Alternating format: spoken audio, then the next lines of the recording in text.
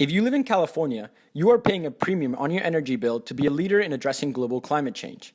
Since 2012, California has been testing a system called cap and trade to reduce greenhouse gas emissions. In the next 5 minutes, I will explain to you why and what your direct cost is. Cap and trade works by establishing a limit or a cap on the total amount of greenhouse gas emissions permitted in California, and by creating a market where companies can buy and sell these permissions to emit greenhouse gases, basically introducing a cost for polluting. Now, some brief background before we explore cap and trade. Greenhouse gases are not a local issue, they are a global issue. It does not matter whether these gases are emitted in California or in China, since they float to the top of our atmosphere. It's also important to note that there's always been a planetary cost to emitting greenhouse gases, yet up until 2012, the cost to industry has been $0.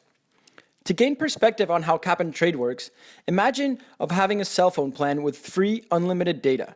Currently, there's no incentive to ever switch to Wi-Fi, even when it's accessible. Now, imagine that the world's climate is in danger and you have to pay for the data you use. You're not going to stop using the internet, but you will begin to look for cleaner alternatives. I mean Wi-Fi. How does cap and trade reduce emissions? In the past, greenhouse gas emissions in California have been ascending, largely influenced by industry and market forces. But in 2012, California established a cap on emissions with the goal of reducing emissions to 1990 levels by 2020. To accomplish this, California regulates emissions every year by requiring large emitters to acquire permits to release greenhouse gases. The number of available permits are then reduced by 2 to 3% each year, thereby lowering the total amount of emissions by around 9 million metric tons of greenhouse gases a year. So, what's a metric ton of greenhouse gases? The simplest answer is an actual metric ton. That's 1,000 kilograms, 2,200 pounds, which is about the mass of a small car. The only difference between a ton of greenhouse gases and a small car is that during combustion, fuels turn into gases. So instead of filling up parking lots, they float into our atmosphere, making them very easy to ignore. So how do companies acquire these permission permits? The state keeps some for herself, but the majority of the permits are distributed for free to energy companies based on their past emission history, a complicated formula, and a lot of politics. Depending on the company's efforts and cost to reduce their emissions, they may end up either with too many or too few permits compared to what their emissions are going to be that year. If a company has reduced their emissions enough to have a surplus of free permits, they can now sell them and generate revenue. If a company does not have enough free permits to account for their emissions, they need to either buy them or make them.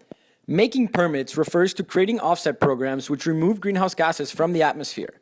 Some examples of approved offset programs include reforestation and methane recapture. However, offsets can only account for 8% of their total permits, so companies need to buy the rest from the state or from companies with a surplus of permits through quarterly auctions. So how significant is this new revenue stream for California? Today, California has generated close to $1 billion in revenue and is expected to generate $16 billion by 2020. To put that number in perspective, California needs $14 billion to support all of its public universities and higher education programs next year. California generates revenue, and companies which have lowered their emissions generate revenue. So how much does this cost you? An average Californian uses 12 metric tons of greenhouse gases a year, and the cost for an emission permit of greenhouse gases is $13 per metric ton. This means that Californians are now paying $156 a year or $13 a month for this program. That's basically one yoga class a month for California to lead the world in addressing climate change. So this is the experiment we currently live in. With cap and trade, California has lowered greenhouse gas emissions and created a new revenue stream. We hope that the rest of the world joins our efforts in reducing greenhouse gas emissions and increases the cost of polluting from the current world average of $0.